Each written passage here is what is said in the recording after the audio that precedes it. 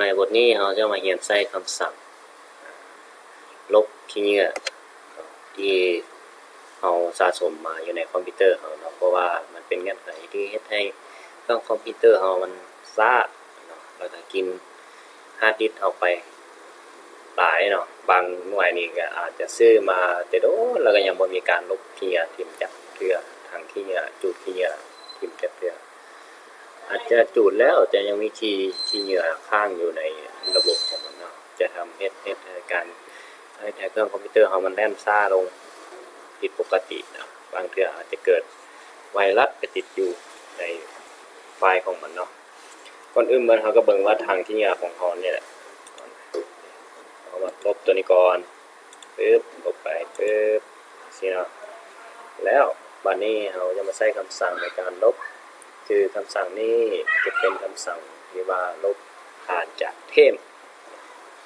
ก่อนอื่นเราก็ไปที่ start เลือกไปที่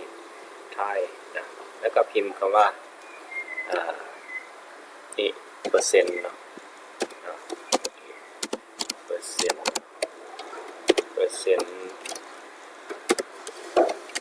แล้วก็พิมพ์คำว่าเทมปึ๊บสิเนาะแต่ว่าเทมตัวนี้จะเป็นตัวใหญ่ตัวน้อยก็ได้นะ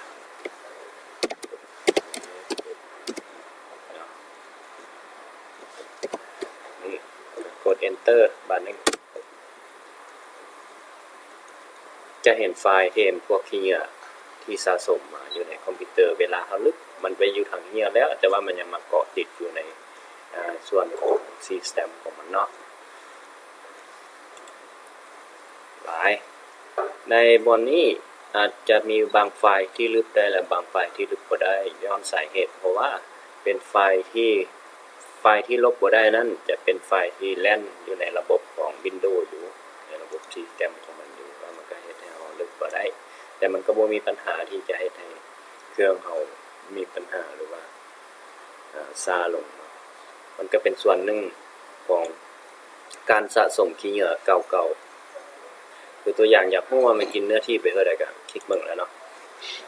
คลิกเสร็จแล้วก็หาสีกด Ctrl A ปึ๊บมันจะมี200ปลาย225รายการแต่ว่าเราเบิ่งดูว่ามันกินเนื้อที่ไปเท่าใดคลิกขวาใส่แล้วก็คลิกproperty เนาะนี่มันจะกินแรมเข้าไปอยู่ประมาณ200ทั้งกินทั้งแรมกินทั้งฮาร์ดดิสก์เนาะฮาร์ดดิสก์จะใส่เนื้อที่ไป252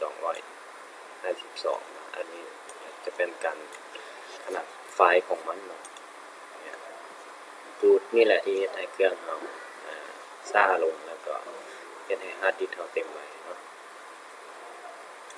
ในกรณีแบบนี้เราทาสีทั้งหมดแล้วเราก็มีแต่กด enter หรือว่ากด delete แล้ว enter กดขวาก็ได้เนาะหรือว่ากด delete นี่เนาะจะทำการล้างขี้เหงื่ออาจจะมีบางไฟล์ที่ลึกกว่าได้เนาะ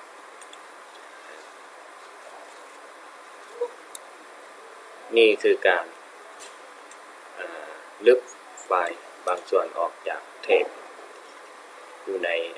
System ของ Windows ที่เป็นจุดหนึ่งที่เฮ็ดให้เครื่องของเราช้าและก็ฮาร์ดดิสก์เต็มไว้ในบทต่อไปเราจะไปเรียนรู้วิธีการใส่ฟัง MS config กัน